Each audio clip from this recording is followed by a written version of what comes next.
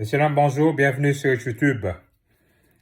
Le premier tour de la Coupe du Monde est terminé. On connaît tous les heureux élus pour les huitièmes de finale. Je vais commencer par le Canada qui n'a pas réussi à gagner un match pour la première fois de son histoire malgré une entame et une attitude positive et conquérante tout le long. Donc ça montre juste que la Coupe du Monde est le meilleur tournoi de football au monde et que les erreurs se payent comptant.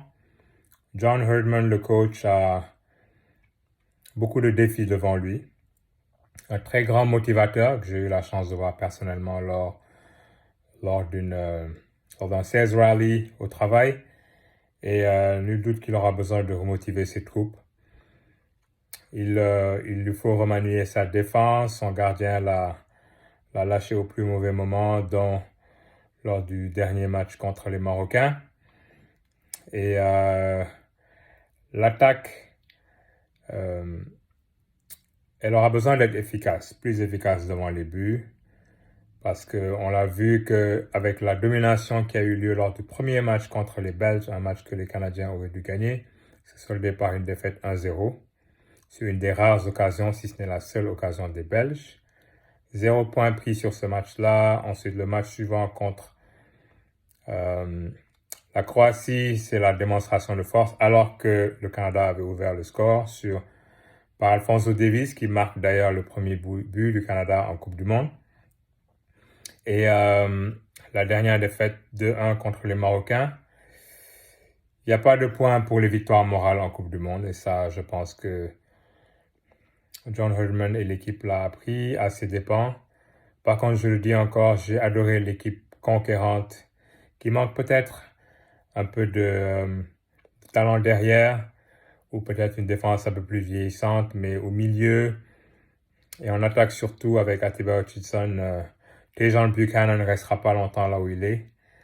Alphonso Davies, qui a été un peu utilisé à toutes les sauces, et ça a peut-être joué contre le Canada. Il aurait dû rester à son poste de prédilection d'arrière gauche et faire ce qu'il sait faire le mieux. Il s'est retrouvé au milieu, à l'aile gauche, avant-centre parfois, un peu peut-être éparpillé. Mais tout ça, c'est l'expérience qui rentre, et en espérant que le Canada pourra bâtir là-dessus. La Tunisie, qui même après avoir gagné son dernier match contre les Français 1-0, rentre quand même à la maison avec 4 points. Le Ghana défaite crève-cœur aujourd'hui.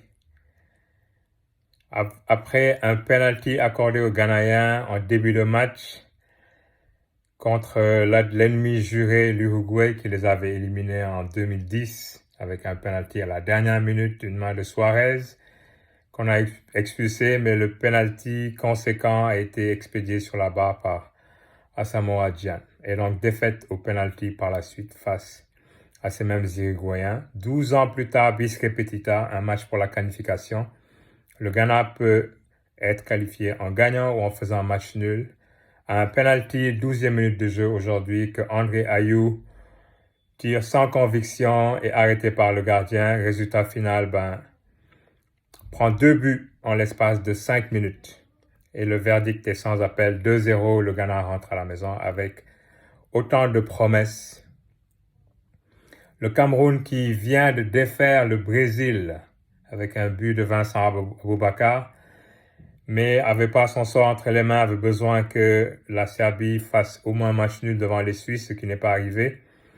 Donc les Suisses ayant gagné 3-2, la Serbie et le Cameroun rentrent chez eux. Et ce sont les Suisses et les Brésiliens qui vont aller au deuxième tour. Les Marocains impressionnants, premiers de leur groupe avec 7 points. Ce sera une autre équipe africaine dangereuse. Et je ne sais pas si les Espagnols ont fait exprès de jouer, de ne pas terminer premier pour tomber sur le Maroc, mais c'est peut-être, comme on dit en anglais, be careful what you wish for. Maroc-Espagne, ça va être une confrontation de feu, là. Ça va être, comme dit un de mes amis, la bataille de Lampedusa. J'ai hâte de voir ça. Et le Maroc peut créer, J'appellerais même pas ça une surprise parce que les Marocains jouent un excellent football. Et les Espagnols se sont peut-être vus trop beaux trop tôt et peut-être un peu suffisants dans leur jeu. Donc, à suivre.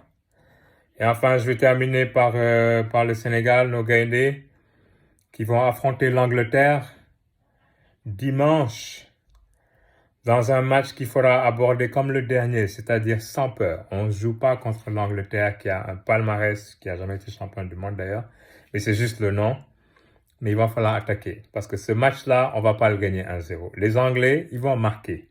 Même si on a une excellente défense, les Anglais vont marquer. C'est un autre match qu'il va falloir gagner 4-2 et pas essayer de gagner 1-0. On a un contingent impressionnant de Sénégalais qui jouent en Angleterre, qui connaissent bien le jeu.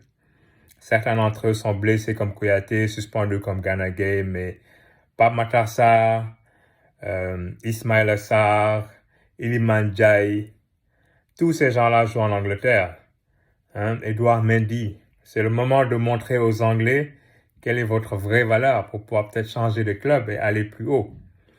Donc, je nous vois reconduire l'équipe type de la dernière fois et Ghana, les cartons l'ont enlevé, donc Aliou Cissé aura une équipe type, selon moi en tout cas.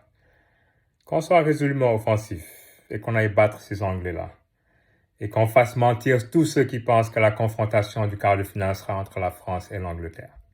Moi, je rêve d'un bis, d'une revanche de 2002 et que ce soit France-Sénégal en quart.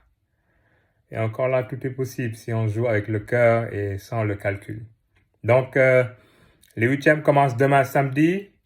On a hâte et que les équipes africaines aillent le plus loin possible dans le tournoi et aller là où on nous attend peut-être pas. Allez, bon courage à tous. Bye.